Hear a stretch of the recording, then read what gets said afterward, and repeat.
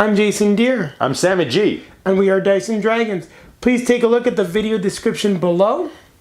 There you will see our timestamps as well as some information as to what the video is about. So, stay tuned, it's coming up. Enjoy the show. What up, gamers? Today on Dice and Dragons, we are going to be following up on our Dragonholt video. This is a little bit of an extra video where we actually take Sammy G through the full character creation process. We're going to have some fun, maybe some laughs. Is he going to have fun? I don't know. Well, it was definitely a process. You guys saw my last video. I really didn't want to go through the character creation. I still didn't get it. But I promised I would go through the character creation process, so that's why we actually did this video. Moreover, for you guys, we've done maybe too much research on character development. We really broke down that character creation guide, and we've come up with maybe some recommendations for you guys and classes and races for you guys to play.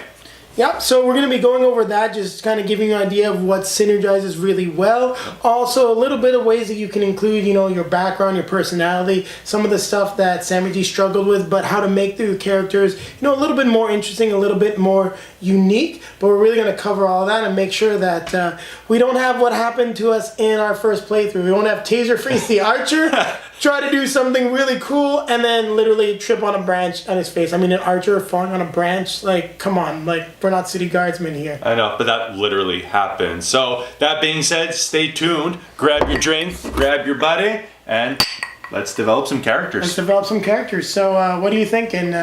Guardsman? Mage? I'm thinking apothecary because I want to make this delicious, delicious beverage. That's a really good idea, and if you add a little bit of Arcana to it, who knows where it'll take us. But we're going to Dragonholt first, so stay tuned.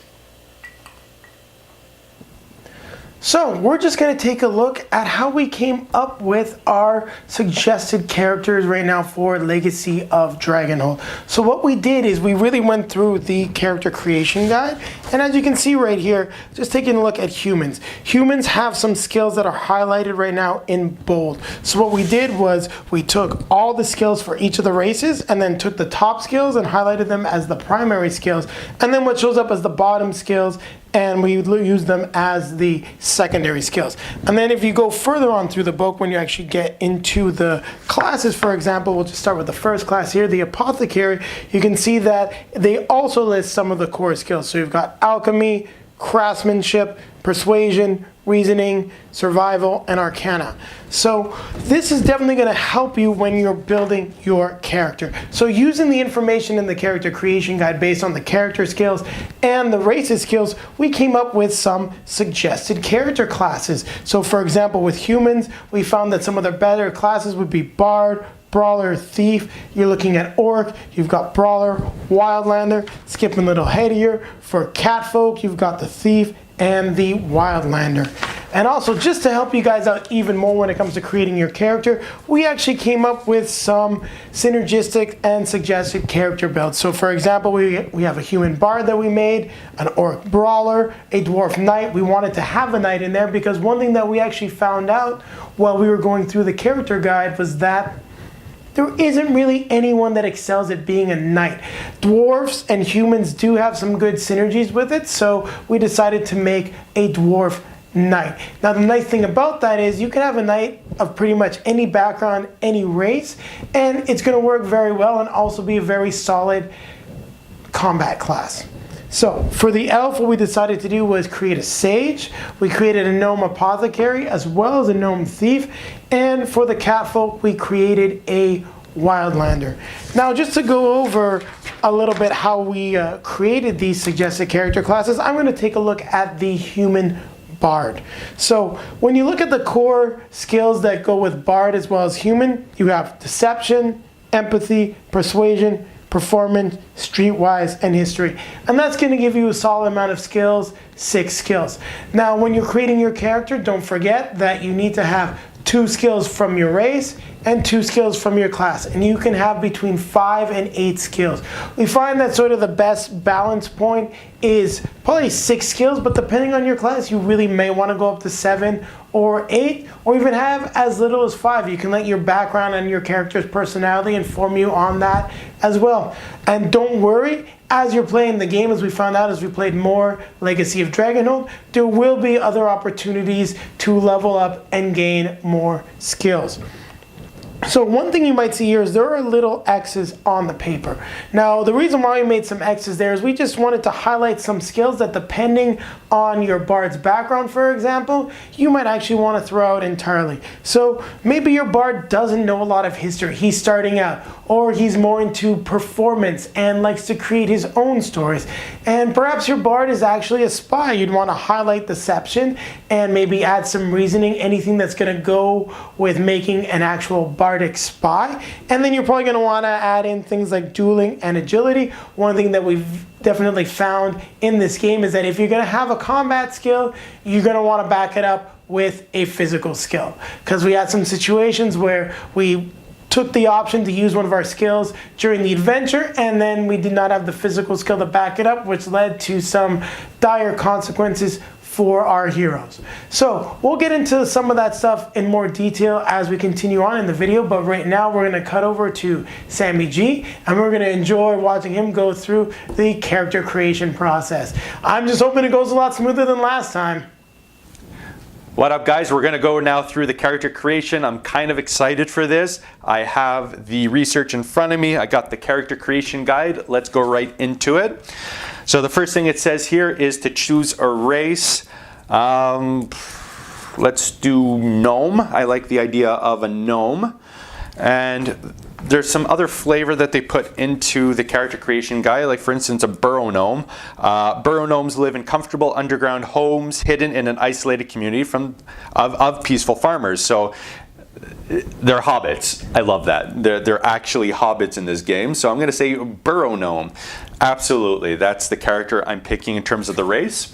The second thing is to choose a class. Now, based on what we've done before, the best skills or the best class for a gnome would be either an apothecary, a bard, or a thief. Based on those, I'm going to choose apothecary. I think that would be an interesting class. It's something I wouldn't normally play. And now, as step 3, we need to describe ourselves. So the first thing it says is the physical description. So I'm going to go to the age and gender. Let's do a female. Why not? And age, let's call her young adult. I'm not going to put an actual age on that. And the physical description, let's say, I don't know, curly red hair from the Shire. You did have a thing for redheads. I always do love my redheads, that's true. Therefore, they're also fair-skinned, which ties into the whole, you know, they're hobbits, they live underground, so fair-skinned would be quite good. You know, I'm going to say very attractive as a character. That helps with kind of that gnomish curiosity. I don't know, I find that there's something there. So you get the general idea of physical description. Have fun with it to give you quite a bit of space, but I also don't want to be boring for the video, so we'll just keep it short and sweet, much like my character. Next, personality and ideals. Here, they kind of give you some examples of what you can do, but what I didn't find that they have here is kind of those alignments. I'm going back to my Baldur's Gate days where we could say that she's a lawfully good character. So with being lawfully good, I see her running a very successful business. She is an apothecary after all. She is also, let's say, the town doctor to help with any illnesses. So good at medicine. What else does she do? What else does she do? She runs a business, therefore she has to be absolutely business savvy. Therefore she's very good at haggling, very good at negotiating. And again, you guys get the idea of personality and ideals. This is a lawfully good character, wonderful businesswoman, great at the medicine. So the last thing here would be her background, and again, have fun with it. So let's say she's really that hometown girl. You know, she's well respected in the community. That's being the lawfully good character. She runs a wonderful business. She does love going on adventures. Come on, I have to refer to something about the Hobbit. So she loves adventures with friends. She's naturally curious. about her surroundings, her environment. She always likes to experiment and dabble in magic. She likes to experiment with different flavors, with different plants to see kind of the effects that could come through there. So again, have fun with the background. I don't want to get too long-winded here, so that's a nice kind of background for our character. And the next thing we have to do is choose our skill. So again, I'm going to refer to kind of our work, our pre-work that we've done. And here for an apothecary, she absolutely needs alchemy. 100%. You can't be an apothecary without having that alchemy. Craftsmanship, you're going to create your own potions, your own spells, whatnot. She is a good businesswoman, so persuasion is absolutely up there. Reasoning is what we put as a good skill, but I don't like that for our character. I always feel that, referring back to the Shire, you would put on entertainment for the kids, you would use magic, you would entertain people. So I actually want to use performance. I'm going a little bit off script here, but you know what? That's my choice. I'm not saying you have to follow it. As I said, we would recommend reasoning, but I want to change it. So we're going to do performance here. Survival for sure as a skill. You need to know about what kind of plants you can use, what is edible, what's not. So survival is a really, really key skill here. And she does dabble in magic, so Arcana is right up there. That gives us a total of 6 skills. But what I found is for an apothecary class, there's no physical skills that are in here. So we can say endurance is fairly useful for the character, but again, using that performance, using that little bit of flavor, I would want to use stealth. Gnomes are naturally stealthy, so I always imagine she could kind of pop out of something and then that'll help with the performance. I also see, in terms of fighting bad guys, just, popping up from around a tree out of a hole and kind of throwing a potion, and that way it could be quite effective. So here we have 7 out of the 8 skills that were allowed, which means I get a little bonus to the stamina as well. And I think we've pretty much done the character, except for the hardest part, picking a name. I'm not a creative type, so I'm going to use my good friend, I'm going to cheat, excuse me, my good friend Dr. Google here. And what do we have here is a fantasy name generator. So let us see some good gnomish names for females, and we got really stupid names. Cardifunk, Spring Kettle, Kit Bogus, Swift Strip, Philtonk, Sadwizzle, Finkink Mecha. You know what? She's a gnome. She does good performance. So short actors. Tom Cruise. I like that. Aren't you making a female character? I am making a female character. Tammy Cruise. Tammy Cruise, the burrow gnome / hobbit apothecary, a young adult female. Look, we have our character. Let us bring Tammy Cruise into the world of Dragonholt and let us see how this character plays out. There are good synergies for the apothecary class, so this should be quite a good character to play.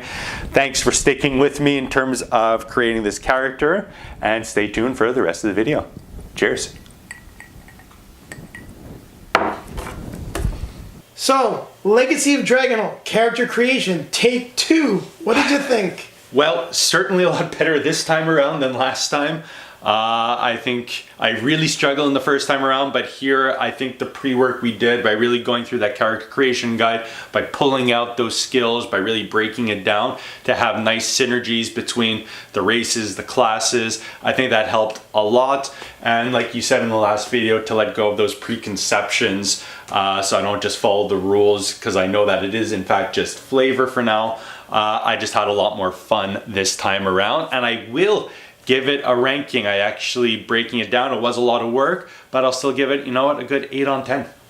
Yeah, it's definitely a simple process, and I think with some of the pre-work that we did, I think what helped you as well is when we highlighted some skills that, you could remove, like you decided to remove reasoning for performance. Yeah. So with all that work that we did, we're actually going to be posting a guide on Board Game Geek. We're going to be compiling a lot of the work that we did, and it should be something that you can use to help your friends, people that are new at role-playing, create their characters a lot easier. We did notice some things like, for example, with the presets that we just didn't really like. That's it. So there were some where, I mean, the presets give you a nice general idea. I didn't like playing really much the preset. It takes a little bit of the joy out of the game.